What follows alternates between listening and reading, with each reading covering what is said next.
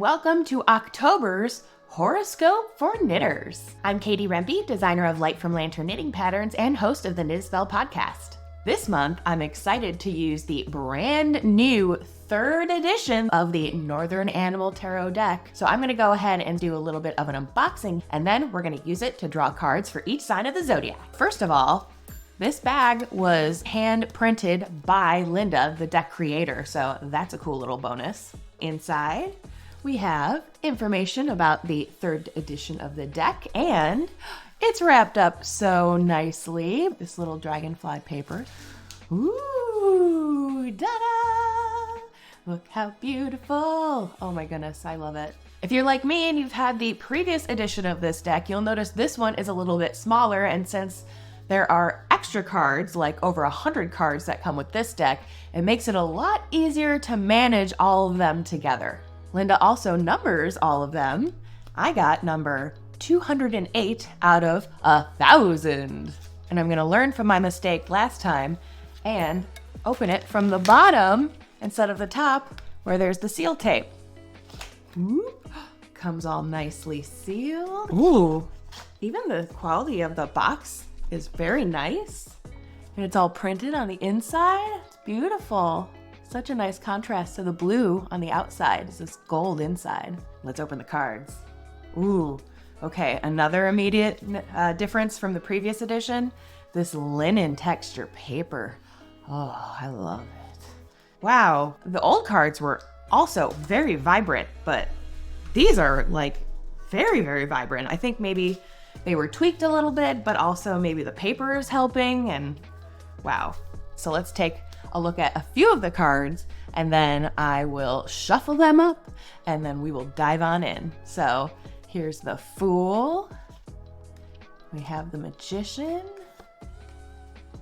The High Priestess. I mean, look at these cards. Beautiful. And all animals. Remember, Northern Animal Tarot deck. Oh, the Emperor. Ooh, the Hierophant. But wait. An additional Hierophant too. Two Hierophants. So you can leave them both in here, or you can just use one and take one out if you like. I think they kind of have different vibes, so I like to leave them both in. Let's go into some of the pips. All right, so look at this. Beautiful. 6 of Cups.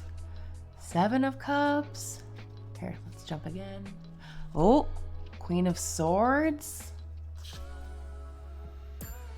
King of Swords. Oh, okay, hold on. Bonus cards, plus there's bonus cards. She also has cards that are spread layout suggestions, just quick little ones to keep on hand. These are so nice that they fit in the deck with you too if you're just looking for a quick reference. And then in the back here, we have all of the extra cards. These are almost like having an extra oracle deck. You can shuffle them in to make them extra cards, or you could leave them separate and do an oracle reading. In fact, we talked to Linda Ritter, the designer of this deck, in an episode of Knit a Spell, which I will link here on the screen, and then also in the description for easy reference. And she goes into how she was designing this deck at the time, which is funny, it was about a year ago. And then here it is. And wow, was it worth the wait? These extra cards just really add a lot to the storytelling element that really shines in the tarot deck.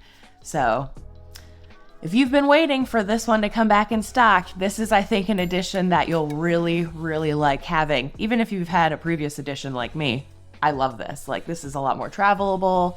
I'm going to use this one a lot. I just love the paper texture and all these extra cards, all the moon phases.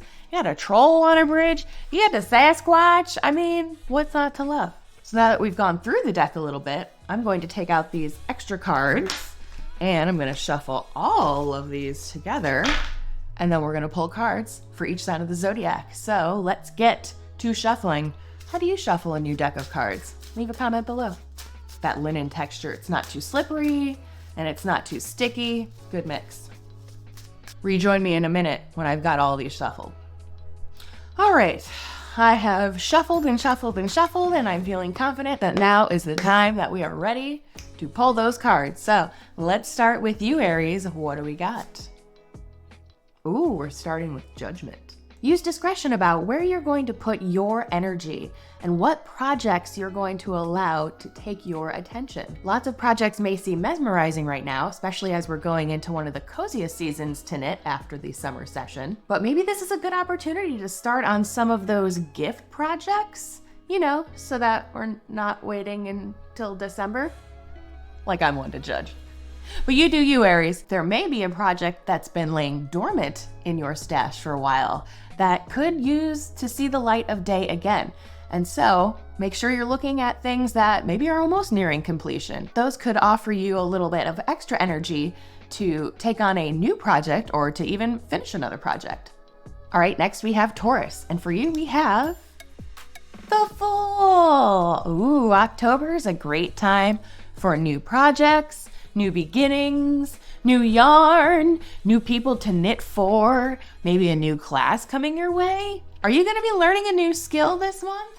If the opportunity finds itself working its way to you, might be a good time to invest, learn something new, start a new venture.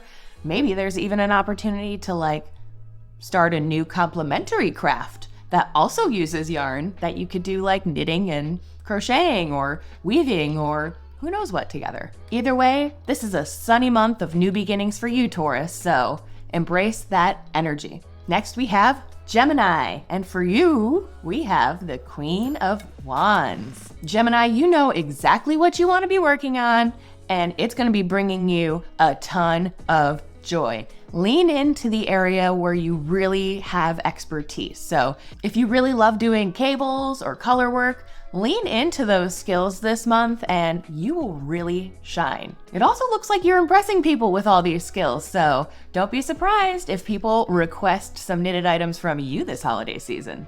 Cancer, for you, we have the King of Swords. Instead of getting swept up in a new project, is it better to finish something that's currently on the needles? Or maybe it's time to cut ties with a project that's causing you some grief. You don't have to be knitting any of these projects. Remember, you can always pull out the yarn and make something completely different with it that'll give you a whole new feeling about what you're knitting. Leo, for you, we have the 8 of Pentacles. Look at how cute this rabbit is, just working away. Leo, turning your passion to your projects is going to lead to really productive and satisfying work. Any knitting project you choose to work on this month, you're going to learn things, they're going to improve along the way, and they're going to be awesome. So embrace the process of knitting this month. Don't worry about finishing things or starting things. Just work on things and really see the progress you can make when you stay diligent. I know, fire sign. That's not fun. We want to start everything, but sometimes you can get more done if you just work on one thing at a time. All right, Virgo, for you, we have the 2 of Pentacles. You have a choice where to put your time this month, Virgo. But here's the secret of this card.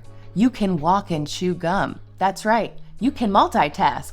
Virgo, multitasking? What? You can work on this project for a little bit and then that project for a little bit, and you can cause a balance that can really work out to make both of them really productive and enjoying 2 different projects. Maybe one project's really hard that you only do at home. Maybe the other one is your social knitting project. You can have the balance offered to you in your projects this month. And if you're having an emotional month, these projects can offer you some grounding as well. So turn to them in times of need. All right, next we have Libra.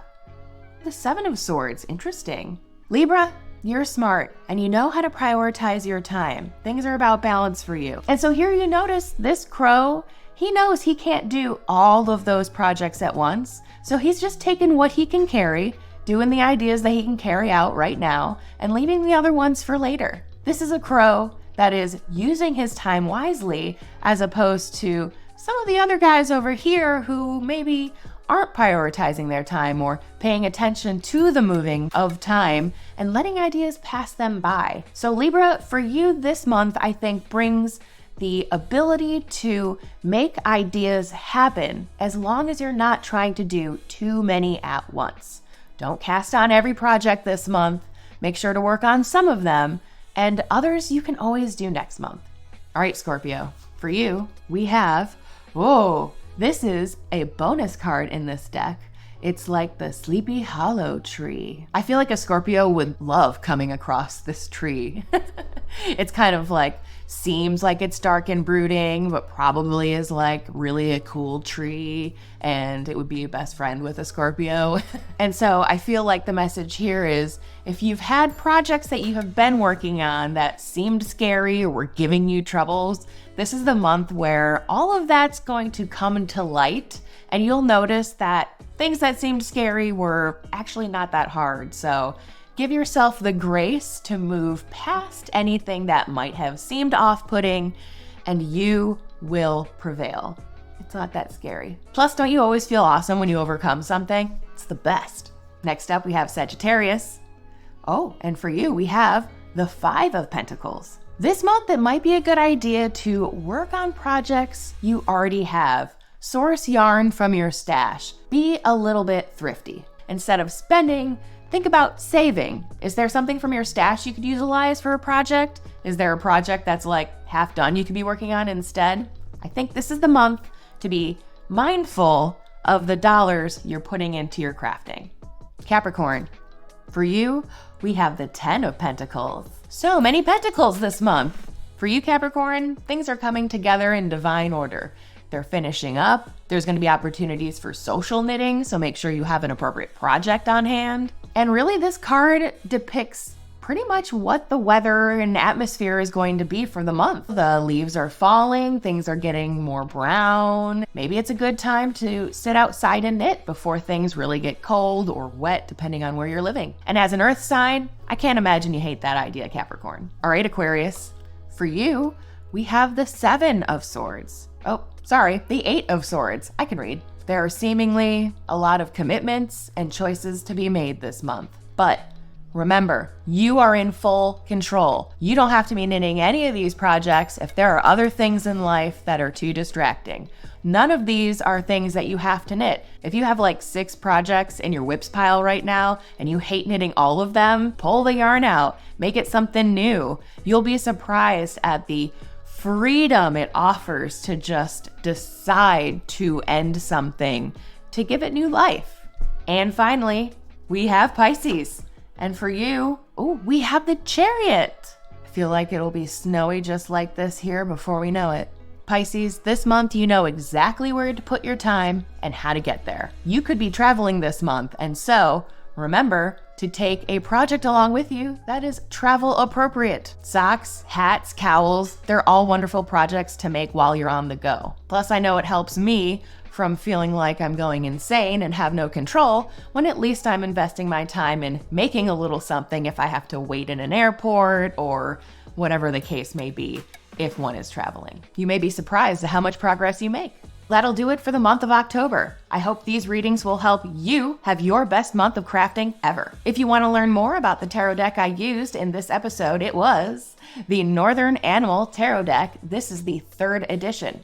You can currently buy it on her website. Don't fall for third-party imitators that are trying to sell it at like a way bigger price. I'll be sure to link everything below about where you can buy this and how you can follow Linda, the deck creator, on Instagram, and how you can also listen to the interview that I did with her on my podcast, Knit a Spell. Speaking of Knit a Spell, it is back for its fall season. You can currently watch all of the episodes here on YouTube or your favorite streaming service. And last month, we had a very special guest, which was Stephanie Dosen from Tiny Owl Knits. Perhaps you remember the beekeeper's quilt from when Ravelry first was introduced. I know I'm one of many people who still has one in progress, in fact. If you're interested to see what Stephanie has been up to for all this time, make sure to check out this episode where we interview her because it was amazing. Stephanie is so cool and it really just made me love her even more after talking with her. Again, I'll be sure to link that here and in our description. If you enjoyed this video and are looking forward to more content from me, subscribe to my channel right here. It's a free way to support my page and you'll get notices about all my updates. Thanks for joining me for October's Horoscope for Knitters, and I look forward to seeing you next month.